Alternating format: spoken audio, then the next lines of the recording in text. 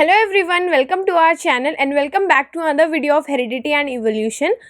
Monohybrid cross, आज हम लोग बात करने वाले हैं मोनोहाइब्रिड क्रॉस के बारे में।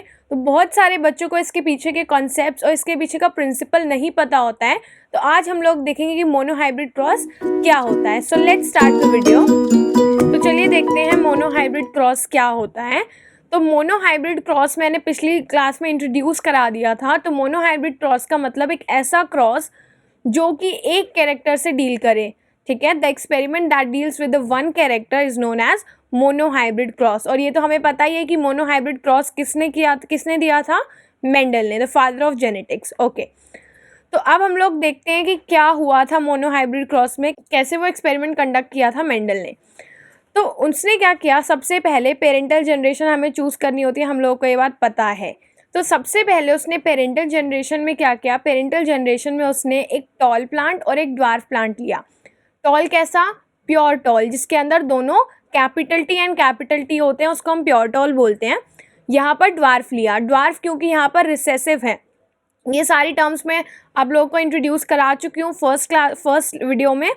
तो यहाँ पर small T and small T यानी कि ड्वार्फ को रिप्रेजेंट करता है। तो pure tall and pure dwarf हमारी पेरेंटल जनरेशन हो गई। इन दोनों को जब इसने क्रॉस किया तो यहाँ पे हमें मिला ये capital T and small T. तो मैं इसको ज़रा करके दिखाती हूँ। यहाँ पर सबसे पहले हमारे पास पेरेंटल जनरेशन में है capital T and capital T. तो कैपिटल टी का मतलब होता है टॉल एंड यहाँ पे small T and small T यानी कि प्योर ड्वार्फ। तो ये हमारी हो गई पेरेंटल जनरेशन। यहाँ से हमें मिला capital T and capital T, यहाँ से small T and small T, ठीक है। तो अब ये वाला टी इसके साथ जब क्रॉस करेंगे तो capital T and small T मिलेगा। इसको इसके साथ करेंगे तो कैपिटल टी स्मॉल टी, इसको इसके साथ करेंगे कैपिटल टी स्मॉल टी, और इसको इसके साथ करेंगे तब भी हमें क्या मिलेगा, capital T and small T. तो यहाँ पर ये हमें क्या मिल गई, F1 जनरेशन। जब भी हम लोग पेरेंटल जनरेशन में जो भी पेरेंट्स हैं उनका क्रॉस पॉलिनेशन कराते हैं तो उसके बाद जो हमें जनरेशन मिलती है that is known as F1 generation. तो अब हम लोगों को ये देखना है कि F1 जनरेशन में जितने भी ऑफस्प्रिंग है वो कैसे हैं। तो ये हमारे पास कैपिटल टी क्योंकि डोमिनेट करता है और कैपिटल टी टॉल है, तो ये इसको डोमिनेट नहीं करने देगा क्योंकि ये रिसेसिव है। तो ये अपने आप को यहाँ पर क्या करेगा, एक्सप्रेस करेगा। तो ये वाला हमारा बन गया टॉल। ये वाला कैसा बनेगा, ये भी टॉल बनेगा, ये भी टॉल बनेगा एंड ये भी टॉल होगा। Got it. तो हमें अभी तक क्या कंक्लूजन मिला है कि मोनोहाइब्रिड क्रॉस में प्योर टॉल और प्योर ड्वार्फ का जब हम क्रॉस पॉलिनेशन कराएंगे तो F1 जनरेशन में जितने भी प्लांट्स होंगे वो क्या होंगे हमारे पास, वो सारे के सारे हमारे पास होंगे टॉल प्लांट्स, ठीक है। ओके, अब हम लोग देखते हैं कि सेकेंड जनरेशन के लिए हम लोगों को क्या करना है। देखो, तो ये हो गई F1 जनरेशन। सेकेंड जनरेशन में इसने क्या किया है कि फर्स्ट जनरेशन में हमें जो भी मिले हैं उनकी सेल्फिंग कराई है, उनको क्रॉस पॉलिनेट कराया हुआ है। ओके, तो अब हम लोग क्रॉस पॉलिनेट करते हैं इसको। ये देखो, कैपिटल टी था मेरे पास और स्मॉल टी, ये मेरे यहाँ पर अब पेरेंटल जनरेशन बन गई है। तो यहाँ से मेरे को मिलेगा capital T and small T, capital T and small T. इनको अब हम क्रॉस कराएंगे तो हमें मिलेगा यहाँ पर कैपिटल टी, इसको इसके साथ करेंगे, इसको इसके साथ करेंगे कैपिटल टी स्मॉल टी, इसको इसके साथ करेंगे capital T and small T, and इसको इसके साथ करेंगे तो small T and small T. तो ये हमें पता है टॉल है। ओके, ये भी टॉल है, ये भी टॉल है और ये क्या है, ड्वार्फ है।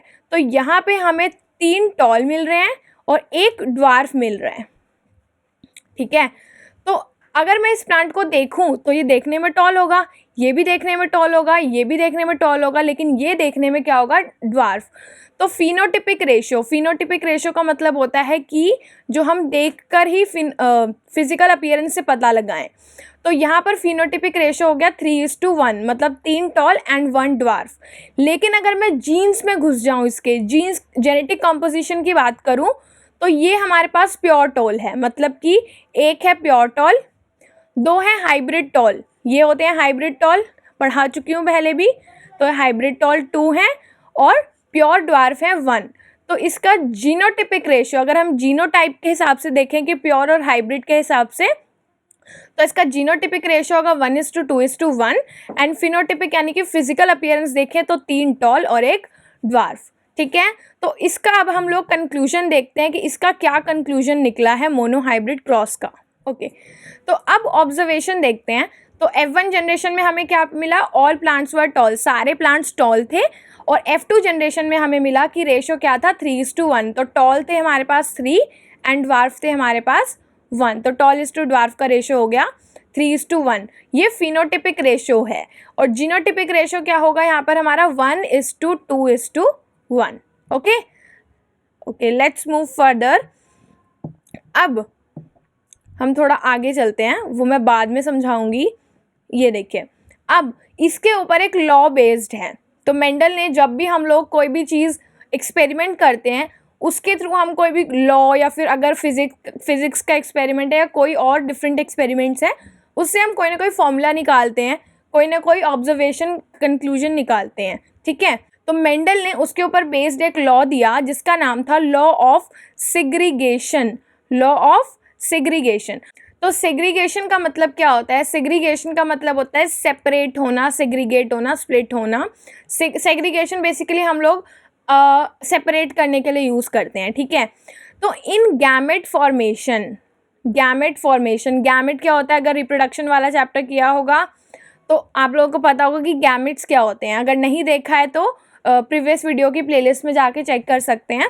तो गैमेट्स होते हैं हमारे सेक्स सेल्स। हमारी पूरी बॉडी के जो भी सेल्स हैं वो होते हैं डिप्लॉइड 2n, यानी कि 2 सेट ऑफ क्रोमोसोम्स, यानी कि डिप्लॉइड। लेकिन हमारे जो सेक्स सेल्स होते हैं वो हैप्लॉइड, उसके पास एक ही सेट ऑफ क्रोमोसोम्स होता है। तो अब जो ऑफस्प्रिंग बनेगा उसको 2 सेट चाहिए। तो उसके पास मान लो कि ये मदर का सेल है जो n है और ये फादर का सेल है n। तो एक सेट ऑफ क्रोमोसोम इसके पास है और एक सेट ऑफ क्रोमोसोम इसके पास है। जब ये दोनों गैमेट्स कंबाइन होते हैं तो एक 2 सेट का एक सेल बन जाता है। और इसी तरह से हमारे पास जो ऑफस्प्रिंग मिलता है उस ऑफस्प्रिंग के पास एक डिप्लॉइड सेल प्रोड्यूस हो जाता है।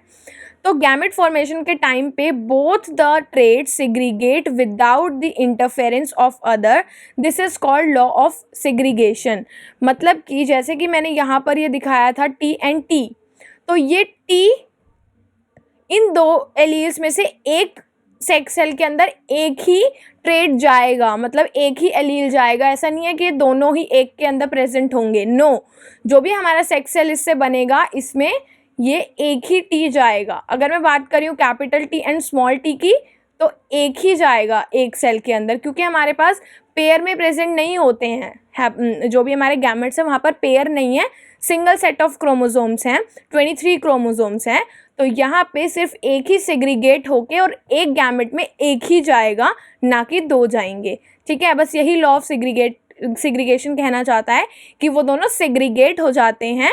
जब भी सेल्स बनने वाले होते हैं गैमेट्स तो सेग्रीगेट हो जाते हैं और एक गैमेट के अंदर एक ही एलील जाता है। ठीक है, so this is the law of segregation. तो इसी के ऊपर यहाँ पर हमारे पास एक कंक्लूजन भी है। गैमेट्स क्या होते हैं, हैप्लॉइड होते हैं और हर एक गैमेट के पास एक ही ट्रेट आता है एक कैरेक्टर का।